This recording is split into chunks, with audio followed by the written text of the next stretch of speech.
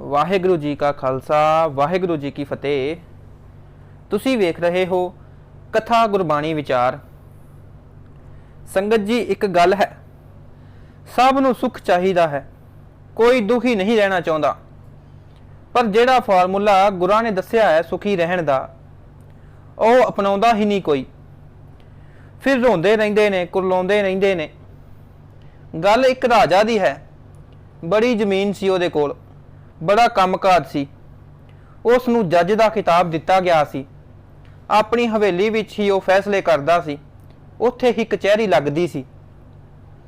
ਬੜਾ ਰੁਤਬਾ ਸੀ ਉਸ ਦੇ ਰਾਜੇ ਦਾ, ਕੋਈ ਕਮੀ ਨਹੀਂ ਸੀ ਉਹਨੂੰ। ਪਰ ਇੱਕ ਦੁੱਖ ਸੀ। ਉਸ ਦੀ ਰਾਣੀ ਸੀ ਜੋ ਉਹ ਦਿਮਾਗੀ ਤੌਰ ਤੇ ਠੀਕ ਨਹੀਂ ਸੀ। ਦਿਮਾਗੀ ਸੰਤੁਲਨ ਠੀਕ ਨਹੀਂ ਸੀ ਉਸ ਦਾ। ਬਸ ਆਹ ਇੱਕ ਦੁੱਖ ਸੀ ਉਸ ਨੂੰ। ਬੰਦਾ ਕਹਿੰਦਾ ਮੈਂ ਪੈਸੇ ਦੇ ਨਾਲ ਸਭ ਕੁਝ ਖਰੀਦ ਸਕਦਾ, ਪਰ ਉਹ ਇਹ ਨਹੀਂ ਜਾਣਦਾ ਕਿ ਪੈਸੇ ਦੇ ਨਾਲ ਕਰਮ ਨਹੀਂ ਖਰੀਦੇ ਜਾ ਸਕਦੇ। ਉਸ ਰਾਜੇ ਨੇ ਵੀ ਪੈਸੇ ਦੇ ਨਾਲ ਬੜਾ ਇਲਾਜ ਕਰਵਾਇਆ ਰਾਣੀ ਦਾ। ਰਾਜਾ ਸੀ, ਬੜਾ ਪੈਸਾ ਸੀ ਉਹਦੇ ਕੋਲ, ਕਿਸੇ ਪਾਸਿਓਂ ਕੋਈ ਕਮੀ ਨਹੀਂ ਸੀ। ਕੋਈ ਡਾਕਟਰ, ਕੋਈ ਹਕੀਮ ਨਹੀਂ ਸੀ ਛੱਡਿਆ ਉਸਨੇ, ਪਰ ਕੋਈ ਫਰਕ ਨਹੀਂ ਸੀ। ਬਹੁਤ ਦੁਖੀ ਹੋ ਗਿਆ। ਰੱਬ ਤੋਂ ਵਿਸ਼ਵਾਸ ਉੱਠ ਗਿਆ, ਬਾਣੀ ਤੋਂ ਵੀ ਵਿਸ਼ਵਾਸ ਉੱਠ ਗਿਆ। ਰਾਜੇ ਦੀ ਨੇੜੇ ਦੀ ਰਿਸ਼ਤੇਦਾਰੀ ਵਿੱਚ ਇੱਕ ਬੀਬੀ ਸੀ ਜੋ ਬਾਣੀ ਨਿਤਨੇਮ ਵਿੱਚ ਬੜਾ ਵਿਸ਼ਵਾਸ ਰੱਖਦੀ ਸੀ, ਬੜਾ ਰੱਬ ਨੂੰ ਮੰਨਦੀ ਸੀ। ਉਸ ਨੂੰ ਰਾਜੇ ਦੇ ਦੁੱਖ ਦਾ ਪਤਾ ਸੀ। ਉਸ ਨੇ ਸੋਚਿਆ ਕਿ ਇਹਨਾਂ ਦੇ ਘਰ ਸਪਤਾਹਿਕ ਪਾਠ ਹੋਣਾ ਚਾਹੀਦਾ ਹੈ, ਬਾਣੀ ਦਾ ਪਹਿਰਾ ਹੋਣਾ ਚਾਹੀਦਾ ਹੈ, ਖਬਰੇ ਰਾਣੀ ਠੀਕ ਹੋ ਜੇ। ਰਾਜੇ ਤੋਂ ਆਗਿਆ ਮੰਗੀ। ਰਾਜਾ ਦੁਖੀ ਸੀ, ਜਿਵੇਂ ਕੋਈ ਕਹਿੰਦਾ ਸੀ ਕਰਦਾ ਸੀ ਰਾਣੀ ਲਈ।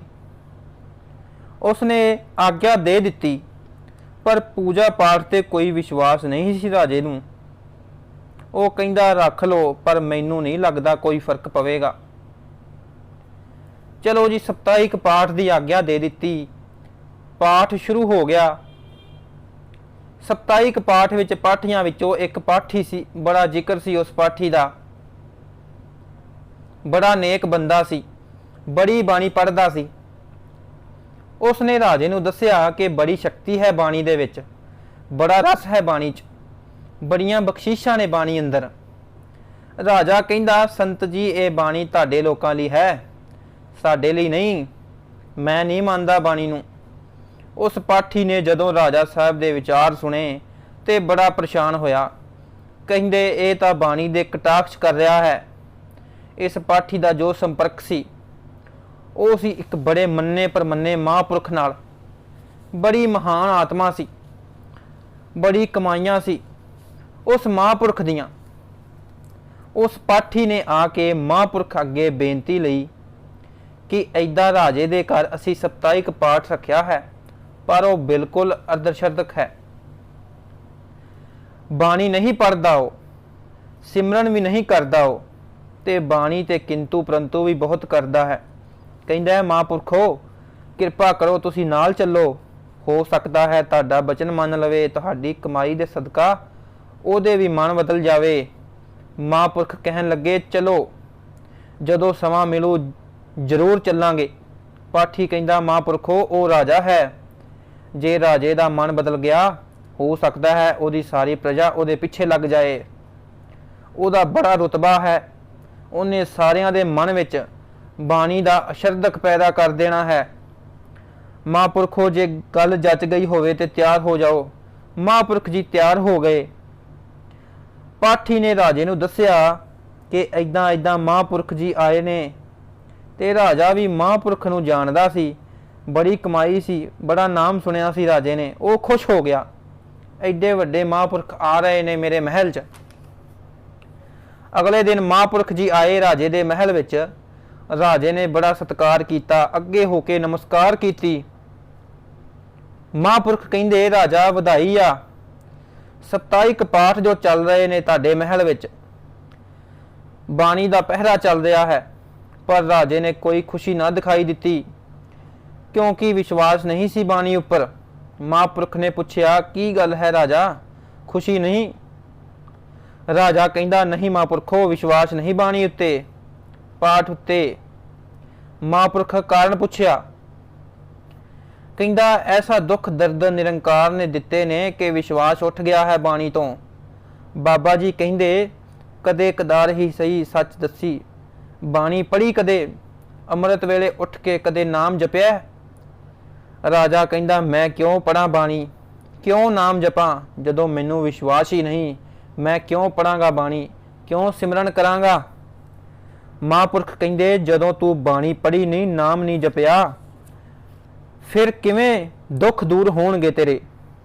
ਮਹਾਂਪੁਰਖ ਕਹਿੰਦੇ ਜਿਵੇਂ ਬਾਣੀ ਨਹੀਂ, ਉੱਥੇ ਭੂਤ ਹੀ ਨੱਚਦੇ ਨੇ, ਉੱਥੇ ਦੁੱਖ ਦਾ ਪਹਿਰਾ ਹੀ ਰਹਿੰਦਾ ਹੈ, ਸੁੱਖ ਕਿਵੇਂ ਹੋ ਜੂ ਫਿਰ? ਹੇ ਰਾਜਨ, ਆਪ ਭੂਤ ਹੋ, ਇਸ ਕਰਕੇ ਇੱਥੇ ਭੂਤਨੀਆਂ ਹੀ ਨੱਚਣਗੀਆਂ, ਦੁੱਖਾਂ ਦਾ ਵਾਸ ਹੀ ਹੋਏਗਾ। ਇਹ ਗੱਲ ਰਾਜਾ ਦੇ ਹਿਰਦੇ ਨੂੰ ਜਾ ਲੱਗੀ। ਮਹਾਂਪੁਰਖ ਕਹਿਣ ਲੱਗੇ ਰਾਜਾ ਤੂੰ ਚਾਹੁੰਦਾ ਤੇਰੀ ਧਰਮ ਪਤਨੀ ਠੀਕ ਹੋ ਜੇ? ਰਾਜਾ ਕਹਿੰਦਾ ਹਾਂਜੀ ਮਹਾਂਪੁਰਖੋ, ਕੀ ਕਰਨਾ ਪਏਗਾ? ਮੈਂ ਸਭ ਕੁਝ ਕਰਨ ਲਈ ਤਿਆਰ ਹਾਂ। ਮਹਾਂਪੁਰਖ ਕਹਿੰਦੇ ਜਿੰਨੇ ਤੇਰੇ ਪਰਿਵਾਰ ਦੇ ਲੋਕ ਹਨ ਸਾਰਿਆਂ ਨੂੰ ਅੰਮ੍ਰਿਤ ਵੇਲੇ ਉੱਠ ਕੇ 2.5 ਘੰਟੇ ਬਾਣੀ ਪੜ੍ਹਨੀ ਪਏਗੀ, ਨਾਮ ਜਪਣਾ ਪਏਗਾ। ਰਾਜਾ ਨੂੰ 2.5 ਘੰਟੇ ਵਾਲੀ ਗੱਲ ਬੜੀ ਔਖੀ ਲੱਗੀ। ਕਹਿੰਦਾ ਮਹਾਂਪੁਰਖੋ 2.5 ਘੰਟੇ ਬੜੇ ਜ਼ਿਆਦਾ ਨੇ। ਮਹਾਂਪੁਰਖ ਕਹਿੰਦੇ ਤੇਰੀ ਧਰਮ ਪਤਨੀ ਦਾ ਦੁੱਖ ਵੀ ਤੇ ਬੜਾ ਜ਼ਿਆਦਾ ਹੈ, ਬੜਾ ਵੱਡਾ ਹੈ ਦੁੱਖ ਉਹਦਾ। ਜਿੰਨਾ ਵੱਡਾ ਦੁੱਖ ਓਨੀ ਵੱਡੀ ਬਾਣੀ ਅਤੇ ਓਨੀ ਬਾਣੀ ਦਾ ਪਹਿਰਾ ਲੱਗੇਗਾ। ਮਨਜ਼ੂਰ ਹੈ ਤਾਂ ਦੱਸ। ਰਾਜਾ ਕਹਿੰਦਾ ਚਲੋ ਇੱਕ ਬੇਨਤੀ ਹੈ, ਬਾਕੀ ਪਰਿਵਾਰ ਨੂੰ ਤਾਂ ਮੈਂ ਹੁਕਮ ਲਾ ਦੂੰਗਾ ਅੰਮ੍ਰਿਤ ਵੇਲੇ ਉੱਠਣ ਦਾ, ਪਾਠ ਵੀ ਕਰਨਗੇ, ਪਰ ਆਪਣੀ ਥਾਂ ਤੇ ਮੈਂ ਇੱਕ ਪਾਠੀ ਰੱਖ ਲੈਣਾ ਹਾਂ, ਉਹ ਮੇਰੀ ਥਾਂ ਤੇ ਪਾਠ ਕਰਿਆ ਕਰੂ। ਮਹਾਂਪੁਰਖ ਹੱਸਣ ਲੱਗ ਪਏ ਅਤੇ ਕਹਿੰਦੇ ਵਾਹ ਰਾਜਿਆ, ਰੱਬ ਪੈਸਿਆਂ ਨਾਲ ਨਹੀਂ ਮਿਲਦਾ, ਤੇਰੇ ਕੋਲ ਮਾਇਆ, ਤੂੰ ਮਰਜ਼ੀ ਜੋ ਮਰਜ਼ੀ ਖਰੀਦ ਲਵੇਂ। ਜੇ ਇੰਨੀ ਮਾਇਆ ਤੇਰੇ ਕੋਲ, ਰਾਣੀ ਕਿਉਂ ਨਹੀਂ ਠੀਕ ਹੋਈ, ਕਿਉਂ ਨਹੀਂ ਰਾਣੀ ਨੂੰ ਠੀਕ ਕਰ ਸਕਿਆ? ਮਹਾਂਪੁਰਖ ਕਹਿੰਦੇ ਜੇ ਤੂੰ 2.5 ਘੰਟੇ ਅੰਮ੍ਰਿਤ ਵੇਲੇ ਬਾਣੀ ਪੜ੍ਹ ਸਕਦਾ ਹੈ, ਨਾਮ ਜਪ ਸਕਦਾ ਹੈ, ਤਾਂ ਵਾਹਿਗੁਰੂ ਤੇਰੀ ਰਾਣੀ ਨੂੰ ਬਖਸ਼ੀਸ਼ ਦੇਣਗੇ, ਠੀਕ ਕਰਨਗੇ, ਨਹੀਂ ਤਾਂ ਨਹੀਂ। ਰਾਜਾ ਨੂੰ ਪਤਾ ਸੀ ਮਹਾਂਪੁਰਖ ਕੋਈ ਛੋਟੀ ਹਸਤੀ ਨਹੀਂ ਸੀ, ਰੱਬ ਦੇ ਬੋਲ ਗੂੰਜਦੇ ਸੀ ਉਹਨਾਂ ਦੇ ਬੋਲਾਂ ਵਿੱਚ। ਬੜਾ ਸੋਚ ਕੇ ਕਹਿਣ ਲੱਗਾ ਚਲੋ ਜੀ ਮਨਜ਼ੂਰ ਹੈ। ਮਹਾਂਪੁਰਖ ਬੜੇ ਪ੍ਰਸੰਨ ਹੋਏ ਤੇ ਕਹਿਣ ਲੱਗੇ ਤੂੰ 2.5 ਘੰਟੇ ਨਾਮ ਜਪ, ਮੇਰੇ ਸਤਿਗੁਰ ਮਿਹਰ ਕਰਨਗੇ, ਕਿਵੇਂ ਸੁੱਖ ਨੱਚਣਗੇ ਤੇਰੇ ਮਹਿਲ ਵਿੱਚ। ਅਗਲੇ ਦਿਨ ਹੀ ਰਾਜਾ ਨੇ ਬਾਣੀ ਪੜ੍ਹਨੀ ਸ਼ੁਰੂ ਕਰ ਦਿੱਤੀ। ਅੰਮ੍ਰਿਤ ਵੇਲੇ ਉੱਠਿਆ, ਨਾਮ ਜਪਿਆ, ਸਿਮਰਨ ਕੀਤਾ। 40 ਦਿਨ ਉਵੇਂ ਹੀ ਕਰਦਾ ਰਿਹਾ। ਰੋਜ਼ ਅੰਮ੍ਰਿਤ ਵੇਲੇ ਉੱਠਦਾ, ਪਾਠ ਕਰਦਾ, ਨਾਮ ਜਪਦਾ। ਇੱਕ ਦਿਨ ਐਸਾ ਆਇਆ ਉਸ ਦੀ ਰਾਣੀ ਬਿਲਕੁਲ ਠੀਕ ਹੋ ਗਈ, ਰਾਜੇ ਦਾ ਭਰਮ ਦੂਰ ਹੋ ਗਿਆ। ਮਹਾਂਪੁਰਖਾਂ ਕੋਲ ਗਏ ਤੇ ਕਹਿੰਦਾ ਮਹਾਂਪੁਰਖੋ ਬੜੀ ਤਾਕਤ ਹੈ ਬਾਣੀ ਵਿੱਚ, ਬੜੀ ਸ਼ੁੱਧਤਾ ਹੈ ਬਾਣੀ ਵਿੱਚ। ਇਸ ਤਰ੍ਹਾਂ ਉਹ ਰਾਜਾ ਰਾਣੀ ਦੇ ਬਾਣੀ ਦੇ ਲੜ ਲੱਗ ਗਏ। ਵਾਹਿਗੁਰੂ ਜੀ ਕਾ ਖਾਲਸਾ, ਵਾਹਿਗੁਰੂ ਜੀ ਕੀ ਫਤਿਹ।